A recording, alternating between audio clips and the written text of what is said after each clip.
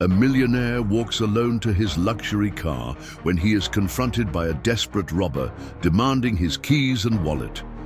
When he hesitates, the situation dangerously escalates and the criminal begins to use physical force to overpower him. At this critical moment, a 7-year-old girl, the same street child he helps daily with food, emerges from the shadows carrying a baseball bat found in the trash. With all the strength of her small body, she does something unbelievable. The biting Tuesday wind cut across Edward Stanton's face like invisible blades as he walked through the private parking lot of his company. At 52, the businessman had built a financial empire few truly understood, but his real passion remained hidden in the city's shadows, discreetly helping children living on the streets. That night, his heart was still warmed by the memory of Sophia's shy smile, the 7-year-old girl he met daily near his office. She always waited for him with those large, hopeful eyes, receiving a sandwich and a few coins with a gratitude that touched his soul in an inexplicable way. The smell of wet asphalt mixed with distant car exhaust created a dense atmosphere in the night air. Edward adjusted his expensive suit jacket against the cold and quickened his pace toward his black sedan, thinking about the meeting he had just finished. The quarterly figures were excellent, but his mind was far from profits. The parking lot was strangely silent for that hour. Only a few lights worked properly, casting pools of yellow light amidst long stretches of darkness. Edward had always considered himself a cautious man in business, but on the streets he maintained a dangerous naivete about the urban risks surrounding him. When he was just a few feet from his car, a shadow moved between the concrete pillars. Edward stopped instinctively, his sharp business instincts picking up something out of the ordinary. The sound of slow footsteps echoed through the empty space, approaching deliberately. "Good evening, sir." A hoarse voice emerged from the shadows, laden with a desperate urgency that made Edward take a step back. A thin man in ragged clothes and with glazed eyes emerged from the darkness. His hands trembled visibly, whether from the cold or something more disturbing. Edward felt his heart quicken, but kept his voice firm. "Good evening. Can I help you with something?" His natural generosity outweighed his self-preservation instinct, even when all signs indicated imminent danger. "You can." The man moved closer, revealing a face consumed by hopelessness. "I need your keys and your wallet, now." The words came out as a menacing whisper that echoed through the empty parking lot. Edward felt his blood run cold. For decades building businesses, he had faced ruthless adversaries in boardrooms, but he had never found himself in a situation like this. His rational mind tried to process the situation, seeking a solution that didn't involve violence. "Listen, my friend," Edward began, raising his hands in a placating gesture. "I know you must be going through hard times. I can give you some money, help you in another way. It doesn't have to be like this." The assailant laughed bitterly, a sound devoid of any humor. "You don't get it, do you? I'm not asking for charity. I'm taking what I need." His eyes narrowed, dangerously. "The keys and the wallet, last chance." Edward hesitated, his privileged mind struggling to comprehend a reality so far removed from his daily experience. This hesitation would cost him dearly. The man advanced with surprising speed, shoving Edward against the car with brutal force. Pain exploded in his back as he hit the cold metal. The assailant grabbed him by the collar of his expensive suit, his fingers tightening with increasing strength. Edward tried to defend himself, but his corporate muscles were no match for the violent desperation attacking him. It was then that a small figure emerged from the shadows on the other side of the parking lot, running in absolute silence. Sophia held something long in her hands, her determined steps cutting the distance between her and the two struggling men. The fate of both would be decided in the next few seconds.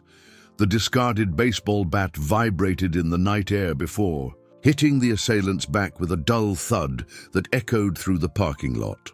The man cried out in pain and surprise, immediately letting go of Edward to turn toward the new attacker. Sophia remained still for a moment, the bat still raised in her small hands, eyes wide at her own courage. At 7 years old, she had just done something that would change her life forever, but in that instant, she only knew she needed to help the kind man who always gave her food. "You cursed brat!" The assailant snarled, stumbling as he brought a hand to his aching back. His face, contorted with rage, turned to the brave little figure who had dared to interfere with his plans. "You don't know who you're messing with." Edward took advantage of the distraction to move away from the car, his lungs burning as he regained his breath. His mind was still processing what had happened. The girl he helped daily had risked her own safety to save him.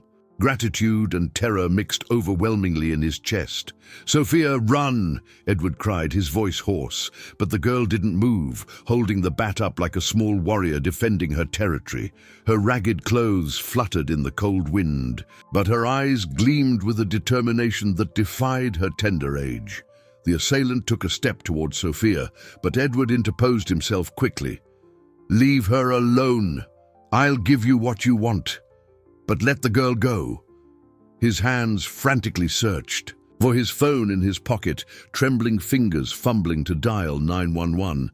Too late for that, big shot. The man spat on the ground, his eyes darting between Edward and Sophia with growing fury. "Now you both will pay for what you did." He advanced again, but Sophia was faster. The girl ran circles around the assailant, screaming with all the strength of her small lungs.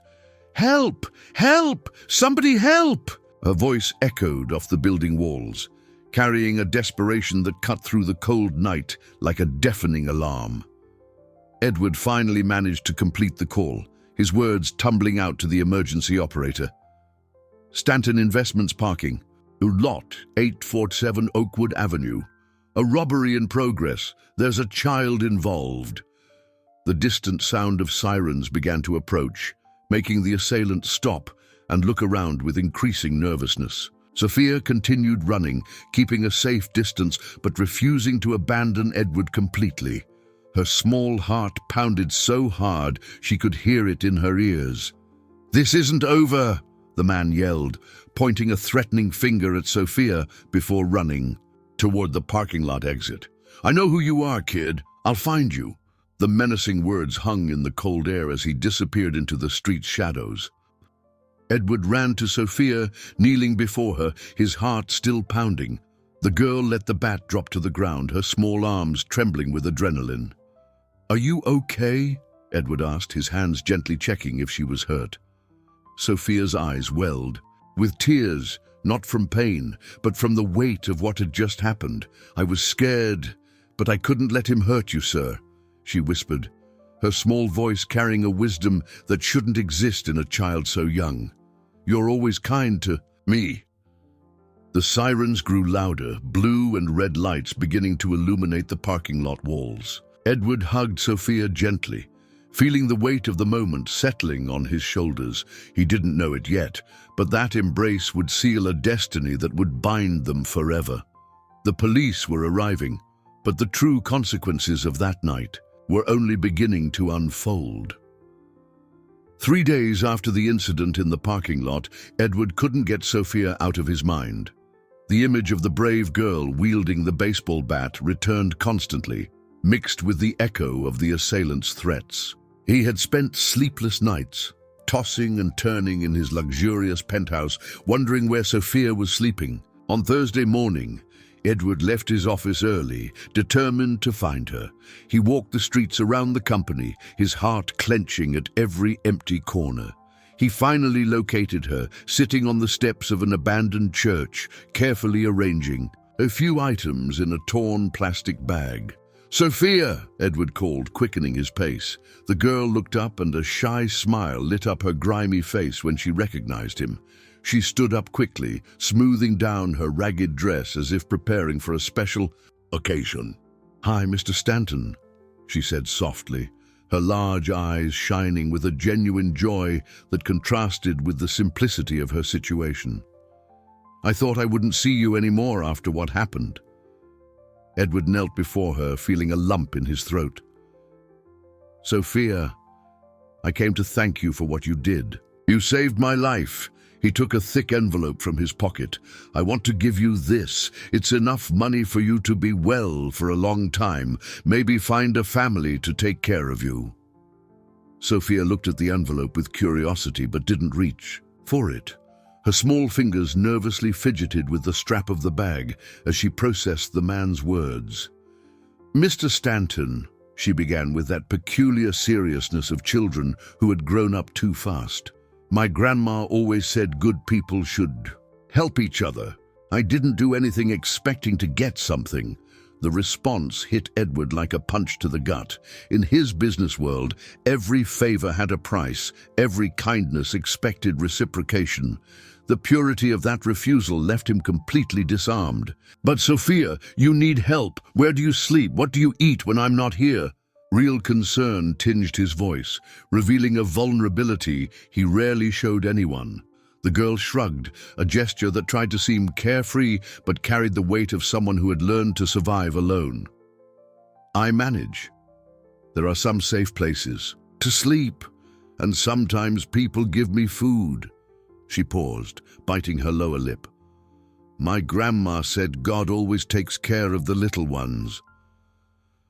Edward felt a mixture of admiration and despair. Sophia's innocent faith sharply contrasted with his own worldview, built on control and planning. "And your family, your parents?"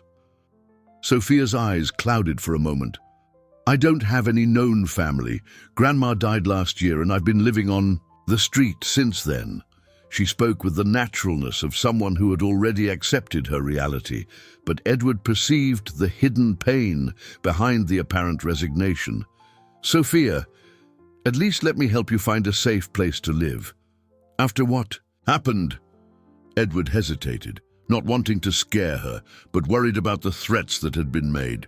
"The bad man said he was going to find me," Sophia murmured suddenly, as if she had read his thoughts. Her words came out so softly that Edward barely heard them, but the impact was devastating. Edward felt his blood run cold. "When did he say that?" "Before the police came. He yelled that he knew who I was." Sophia hugged the bag against her chest, a defensive gesture that revealed the fear she was trying to hide. "But I'm not scared. Good people always win, right?" The innocent question echoed in Edward's chest like an alarm bell.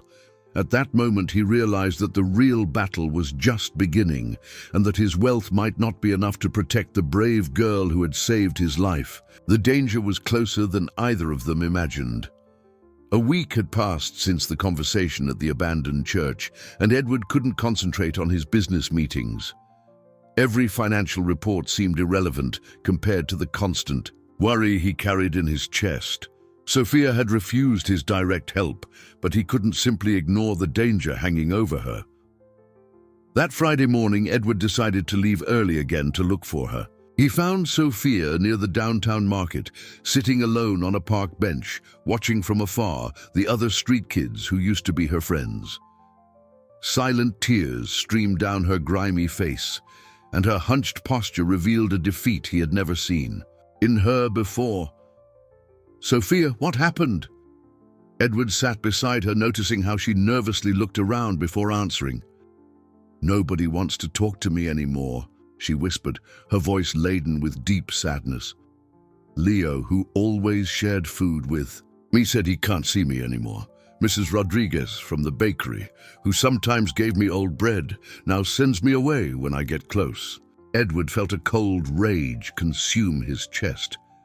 "Did someone say anything to them?" Sophia nodded slowly. "Some men went around talking to everyone. They said anyone who helped me would have problems." She wiped her nose on her sleeve. "Leo said they showed pictures of hurt kids, said that's what happens to people who don't listen." The calculated cruelty of the strategy left Edward speechless. The criminals weren't just directly threatening Sophia, they were destroying her survival network, forcing her into complete isolation. It was a refined psychological torture designed to break a child's spirit. And that's not all. Sophia continued, her voice growing even softer. Mr. Henderson, who takes care of the church where I sometimes sleep, said I can't stay there anymore. He's scared something might happen to the church if he helps me. Edward put his arm around Sophia's thin shoulders, feeling how much thinner she was than before. You haven't been eating properly, have you? I can't ask anyone for food. Everyone's scared. She leaned against him, seeking comfort. Mr. Stanton, I think they're going to succeed. I don't know how to live alone like this anymore. At that moment, Edward saw a familiar man watching them from afar. It was Robert Hayes, his company's CFO, someone he had trusted for years. When their gazes met, Robert quickly averted his eyes and hurried away. A terrible suspicion began to form in Edward's mind. Sophia, have you seen that man before? He discreetly pointed to Robert, who was walking away. Sophia narrowed her eyes, studying the departing figure. I think so. He was talking to one of the bad men the other day. I thought it was a coincidence. Edward's blood ran cold. If Robert was involved, it meant his own company was compromised. The criminals had access to privileged information about his movements, his resources, his plans. The betrayal came from within. Sophia, we need to leave here now, Edward said, getting up quickly, and we can't meet in the usual places anymore. Why? What's happening? Sophia followed him, but he noticed she was limping slightly. Mr. Stanton, my foot hurts. I think I stepped on some glass yesterday. Edward quickly examined her foot and saw that an infection was starting in the cut. Without proper medical care and nutrition, the wound could become serious. The situation was deteriorating on multiple fronts simultaneously. Let's take care of your foot first, Edward decided. Then we'll talk about the changes we need to make. As he helped Sophia walk, Edward realized he was facing a much broader conspiracy than he had imagined. His enemies weren't just street criminals. There was an organized network that included people close to him, people he trusted. The battle for Sophia's safety had become a war on multiple fronts, and Edward was starting to realize that he might not know how to distinguish allies from enemies. Edward spent Thursday night sleepless, discreetly investigating Robert Hayes's activities at his company.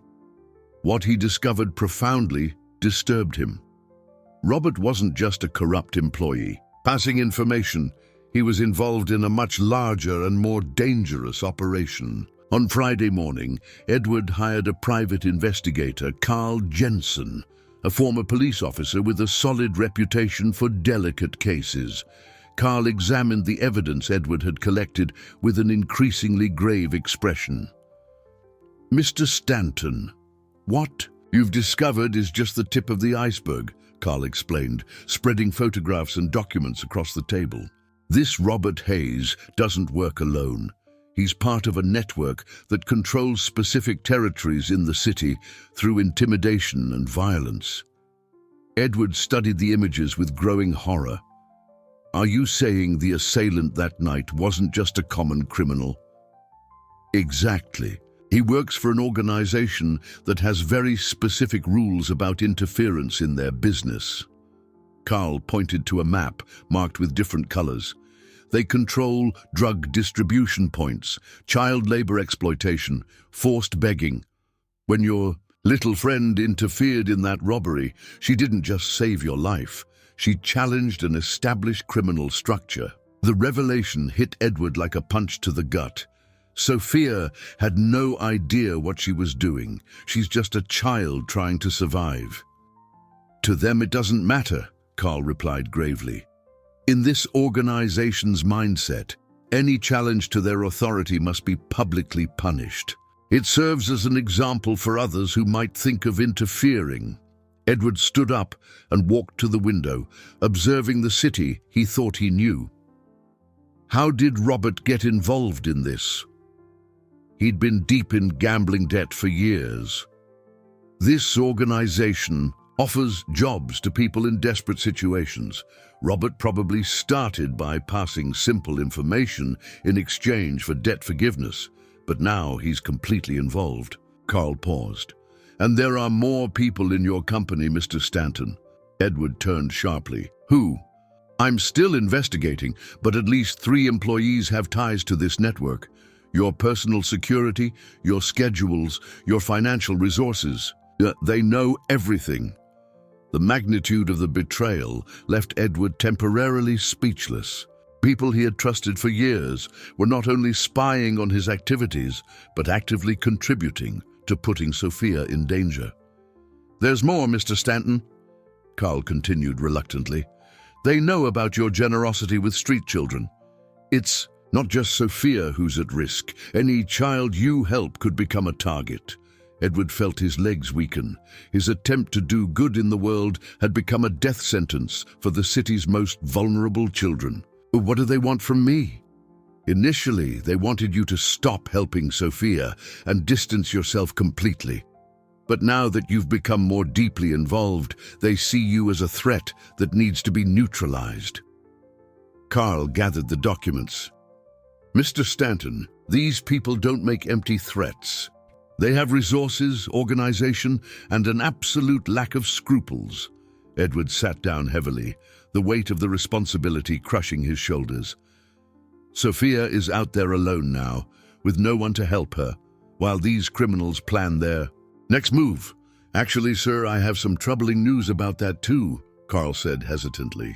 My street contacts say the girl disappeared last night. No one has seen her since. Edward's world stopped. Sophia, the brave girl who had saved his life, was missing, likely in the hands of criminals who had no limits. And all this had happened because he had tried to protect her using conventional methods against enemies who respected no civilized rules. The war had escalated to a level Edward never imagined possible, and now he faced the terrible possibility that his attempt to save Sophia might have resulted in the complete destruction of her life. Edward's despair reached levels he had never experienced. Sophia had been missing for 3 days, and each passing hour diminished the chances of finding her alive. He had hired more investigators, offered rewards, contacted every possible connection. But the streets remained silent about the girl's whereabouts. On Monday morning, Edward arrived at the company earlier than usual, determined to confront Robert Hayes. But when he entered his office, he found a sight that left him even more shaken. Robert was there, accompanied by 2 men Edward didn't know, rifling through his personal files. "Robert," Edward yelled, making the 3 men turn quickly. "What are you doing here?" Robert smiled with a coldness Edward had never seen before. "Good morning, Edward. I was waiting for you to arrive." His voice had a casual tone that contrasted dramatically with the gravity of the situation. "My friends here wanted to get to know your social investments better." "Where's Sophia?" Edward asked directly, ignoring the presence of the other men. "I know you're involved in her disappearance." "Sophia," Robert pretended to think. "Oh yes, the brave girl who didn't know when to stop meddling." He leaned back in Edward's chair with arrogance. "She's safe for now, but that depends a lot on your cooperation." Edward felt rage explode in his chest. "Robert, I trusted you for years. How could you betray that trust and put an innocent child in danger?" "Trust?" Robert laughed bitterly. "Edward, you never really saw me. I was just another efficient employee doing your dirty work, while you played philanthropist with your crumbs for the poor." One of the unknown men approached Edward.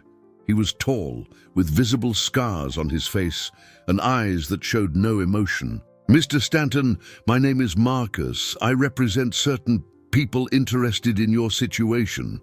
"What people?" Edward asked, but he already suspected the answer. "People who don't like it when strangers interfere with their business," Marcus replied calmly. Your little friend caused a significant problem for our organization. Now, you need to help solve that problem." Edward realized he was surrounded, not just physically, but strategically. "What do you want?" Robert stood up and walked to the window. "It's simple, Edward. You'll transfer $5 million to an account we specify. You'll sign some documents, transferring specific properties. And most importantly, you'll completely stop getting involved with street children." "And if I refuse?" Marcus took a phone from his pocket and showed Edward a picture. It was Sophia, clearly injured, sitting in a dark place with her eyes blindfolded. Edward's heart stopped for a moment. "She's alive, as you can see," Marcus said without emotion. "But she had a small accident yesterday, fell down some stairs, hit her head, needs urgent medical care." He put the phone away. "Care she'll only receive if you cooperate completely." Edward felt his legs tremble. The image of Sophia, injured and scared, burned into his mind like hot iron. "You're monsters. She's just a child. She's a child who made an adult decision." "That night in the parking lot," Robert interjected coldly, "adult decisions have adult consequences." "You have until noon tomorrow to arrange everything," Marcus added, walking toward the door. "After that, we cannot guarantee the girl's safety." When the three men left, Edward collapsed into his chair, the weight of the situation completely crushing him. His attempt to protect Sophia had turned into a nightmare that now threatened to destroy not only his financial life, but potentially the girl's own life. He had less than 24 hours to make the most difficult decision of his life: yield to the criminal's demands or risk everything in a desperate attempt to save Sophia. The battle had become personal, and the price of failure was unthinkable. Edward didn't sleep that night. He spent the hours walking around his apartment, trying to find a solution that would save Sophia without completely yielding to the criminal's demands. At 5 in the morning, his phone rang. It was Carl, the private investigator, his voice tense with urgency. "Mr. Stanton, I found Sophia," Carl said quickly. "She's at City General Hospital in the emergency room. She was brought in 2 hours. Go by an ambulance." Edward felt his heart pound. "How is she? What happened?"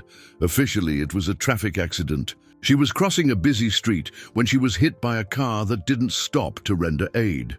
Carl paused significantly. "But sir, based on what we know about this organization, I don't believe it was accidental." Edward was already getting dressed. As he spoke, "I'm going there now. Can you meet me at the hospital?" "I'm already here, sir, and there's something else you need to know. The police are treating it as a common accident, but I found a witness who saw the car waiting on the corner for almost an hour before Sophia appeared." Edward rushed to the hospital faster than he ever had before. He found Carl in the pediatric ICU hallway, talking in low tones with a nurse. When he saw him arrive, Carl approached with a grave expression. "How is she?" Edward asked, before even greeting him. "She suffered head trauma, several broken ribs, and a fractured leg. The doctors say she was lucky to be alive, but—" Carl hesitated. "Mr. Stanton, she's been unconscious since she arrived. We don't know when she'll wake up." Edward felt his legs weaken. He pulled up a chair and sat down heavily, staring at the ICU door where Sophia was fighting for her life. "Can I see her? For 5 minutes, family only." Carl showed him a document. "I managed to get you temporarily registered as her responsible guardian." Edward entered the ICU and saw Sophia for the first time since her disappearance. She looked even smaller in the hospital bed, surrounded by tubes and monitors. Her small face was swollen, with purple bruises around her closed eyes. Her breathing was assisted by machines that emitted constant mechanical sounds. "Sophia," Edward whispered, gently holding her small, cold hand. "I'm so sorry. This is all my fault. I should have protected." "You better," a nurse approached gently, Sir, she had moments of semi-consciousness during the night. She kept calling out for someone named Edward. Is that you? Edward nodded, feeling tears burn his eyes. Did she say anything else? She kept repeating that it wasn't your fault, that good people need to help each other. The nurse touched Edward's arm with compassion.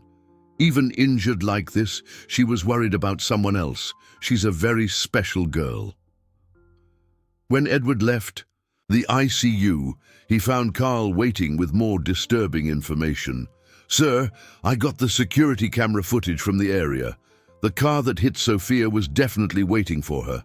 After the accident, the driver got out, checked if she was breathing, and drove off. They wanted to hurt her, but not kill her.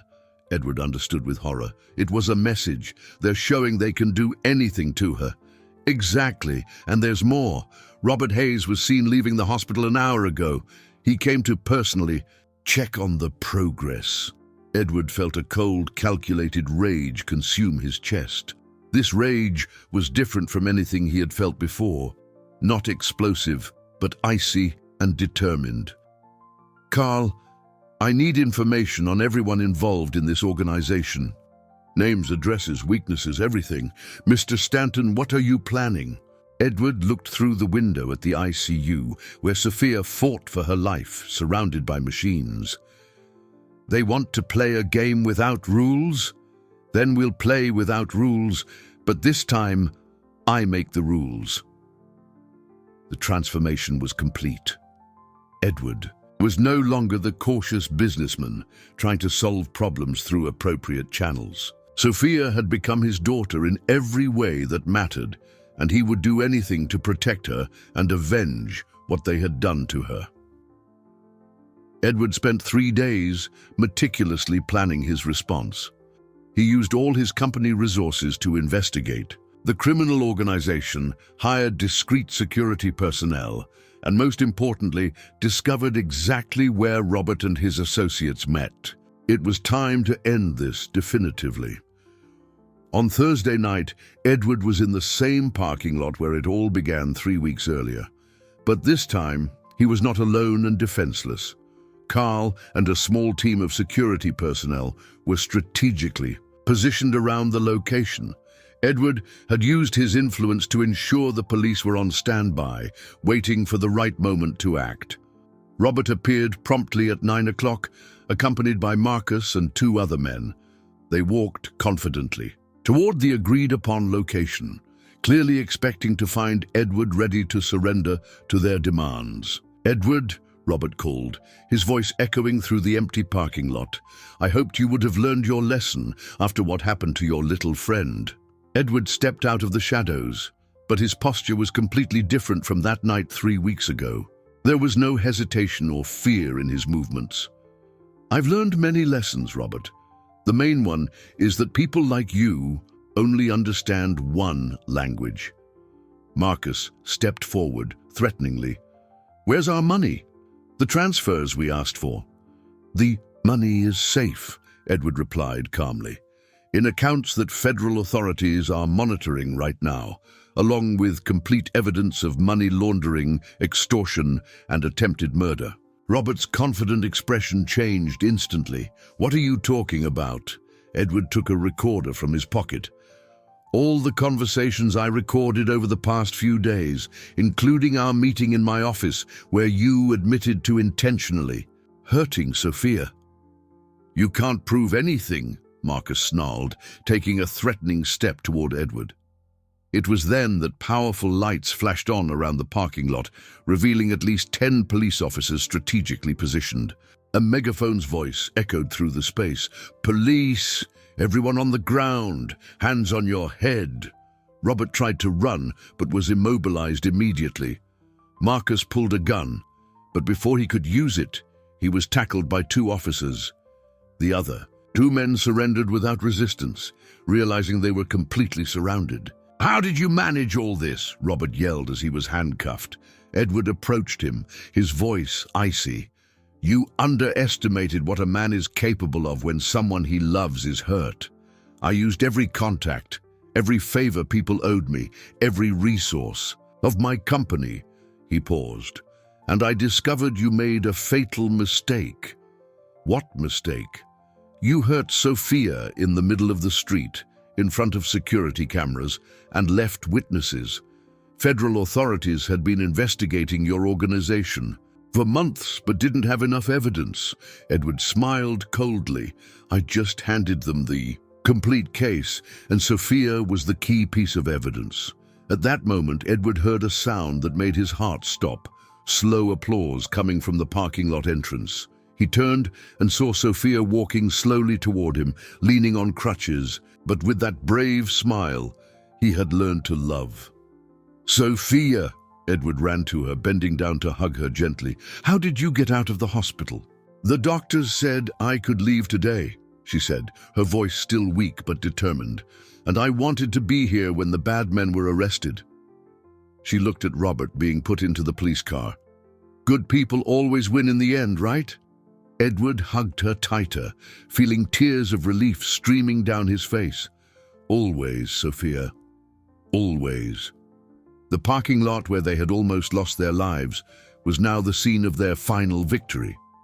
The courage of a 7-year-old girl had not only saved Edward's life, but also exposed an entire criminal network. Together, they had proven that sometimes heroes come in small packages, but with enormous hearts. 2 weeks after the criminal organization's arrest, Edward sat in the waiting room of the juvenile court, more nervous than he had ever been in his business life.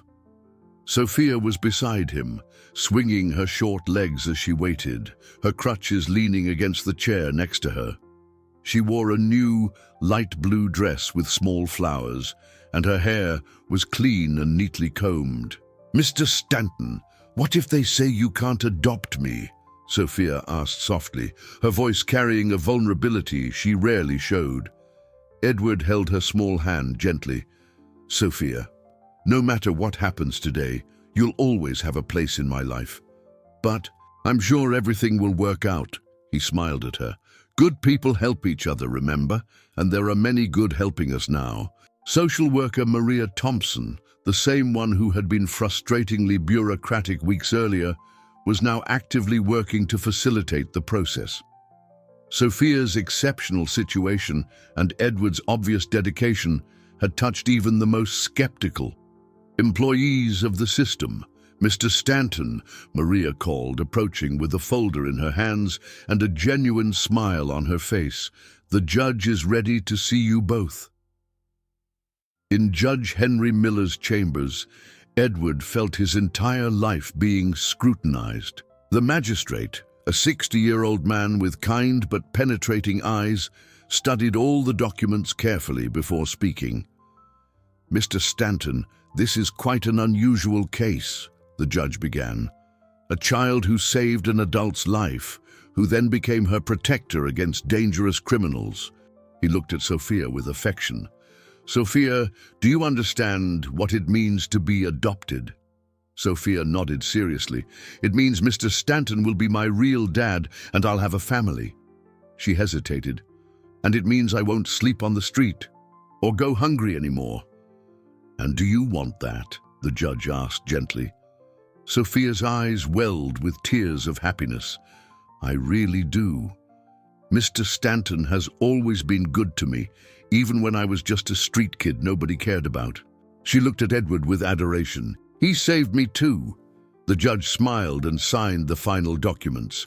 "Therefore, by this act, I declare the adoption of Sophia Maria Jones by Mr. Edward Stanton official. Congratulations to the new family." Edward felt an overwhelming emotion take over his chest. Sophia threw herself into his arms, crying with joy, and he held her as if he would never let her go. "Now you're my real daughter, Sophia.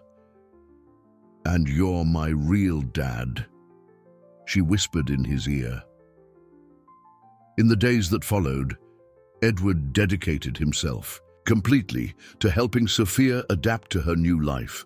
She had initial difficulties, waking up in the middle of the night looking for threats, hiding food in her room for fear of hunger, and taking time to believe that this security was permanent. But gradually, with patience and constant love, Sophia began to blossom. She enrolled in school, made new friends, and discovered she had a natural talent for math. Her physical scars from the accident healed, but more importantly, her emotional scars also began to mend. Edward completely transformed his personal and professional life. He established a safety program for street children funded by his company, created a shelter with adequate protection measures, and worked with the police to identify and dismantle other similar criminal networks. "Dad," Sophia said one night, as Edward helped her with her homework, "do you think my grandma would be proud of me?" Edward looked at the extraordinary girl who had completely transformed his life. "I am absolutely sure she would be very proud. You not only saved my life, Sophia, you taught me what it truly means to be brave." That night, as Sophia slept safely in her own bed, Edward realized he had found a wealth he never knew existed. True family, built not by blood, but by mutual love, sacrifice, and courage.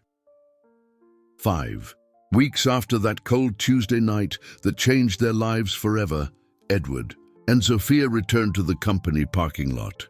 But this time, the atmosphere was completely different.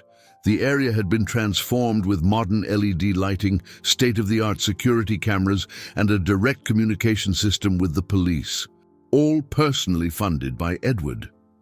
Sophia walked beside her adoptive father, no longer the scared, lonely girl of weeks past, but a confident child carrying a new, colorful school backpack. Her clothes were appropriate for the weather. Her hair shone with health, and most importantly, her eyes no longer constantly searched for threats. "Dad, it's strange to be here again," Sophia commented, stopping at the exact spot where she had struck the assailant with the discarded baseball bat. "It feels like a long time ago, but also like it was just yesterday." Edward knelt beside her, following her gaze to the ground where it all began. "How do you feel being here?" Sophia thought carefully before answering. "I feel strong. That night I was very scared, but I did what was right anyway." She smiled. "Grandma always said courage isn't not being afraid, it's doing what's right, even when you are afraid." Edward felt his chest warm with pride. "Your grandma was a very wise woman, and you inherited not only her wisdom but also her courage." They walked to Edward's car, now discreetly accompanied by 2 security guards who ensured they would never be defenseless again. But the true protection didn't come from the guards or the cameras. It came from the mutual love and determination they had developed. "Dad, can I ask you something?" Sophia said as she settled into the back seat of the car, where there was now an age-appropriate car seat. "Of course, Princess. Anything." "Do you regret helping me that first time? I mean, because of all the problems that happened?" Edward stopped the car and turned to look her in the eyes. "Sophia, listen closely to what I'm about to tell you. That night when you saved me was the most important moment of my life. Not because you saved me from death, but because you saved me from an empty life." "What do you mean?" "Before I met you, I had a lot of money, but I didn't have a real family.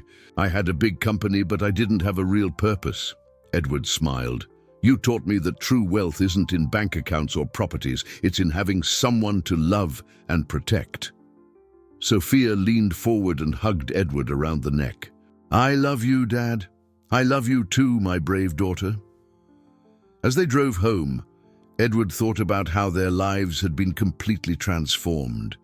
The baseball bat Sophia had used that night was now framed in his office, not as a trophy of victory, but as a reminder that heroes come in all sizes. The protection program for street children that Edward had established was already helping dozens of children, offering not only shelter and food, but real safety and opportunities for the future.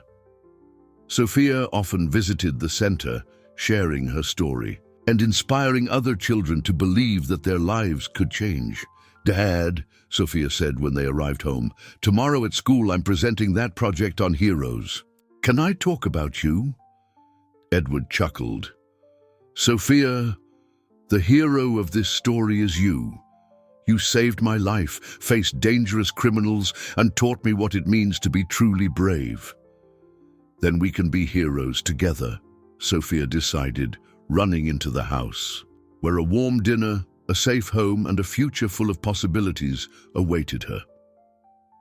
That night, as he helped Sophia with her homework, Edward reflected on how an act of courage lasting mere seconds had created ripples that transformed not only their lives, but the lives of countless other children. Sometimes the most important moments of our lives begin with someone small doing something big, moved only by the simple desire to help another person.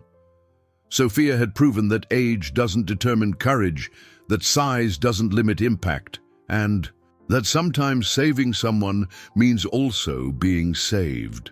The parking lot where they had almost lost everything had become the symbol of a new beginning, where an unlikely family was born of courage, grew through suffering, and flourished in unconditional love.